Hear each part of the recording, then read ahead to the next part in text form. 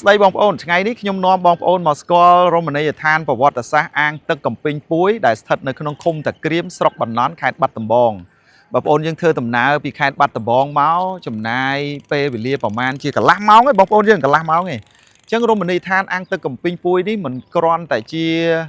រមណីយដ្ឋានទេសចរប្រវត្តិសាស្ត្រទេក៏ប៉ុន្តែទីនេះគឺជាអាងស្តុកទឹកដ៏ធំមួយដែលអាចផ្គត់ផ្គង់ទឹកទៅកាន់ស្រោចស្រពដីស្រែដំណាំចម្ការរបស់ប្រជាពលរដ្ឋយើងនៅក្នុងខេត្តបាត់ដំបងហើយនៅទីនេះបងប្អូនយើងឃើញទេសភាពស្អាតណាមានជាប់ទៅនឹងជើងភ្នំ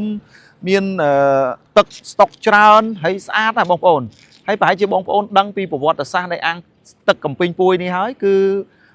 កសាងឡើងដោយកម្លាំងប្រជាពលរដ្ឋដោយផ្ទាល់ដោយប្រើតែចបកាប់ចបជីកណាបងប្អូនដោយប្រើតែចបកាប់ចបជីកទេប៉ុន្តែបងប្អូនមើលពីទំហំនៃអាងទឹកនេះគឺពិតជាធំមែនតើណាគឺពិតជាធំមែនតើហើយអត់មានប្រើ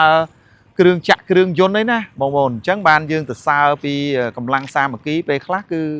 ពិតជាខ្លាំងណាស់អញ្ចឹងសម្រាប់បងប្អូនយើងដែលចង់មកទស្សនានៅអាងទឹករមណីយដ្ឋានកំពីងពួយនេះអាចមកឃុំតាក្រៀមស្រុកបន្នន់អាចមកទស្សនាទាំងអស់គ្នាបងប្អូនបាយបាយ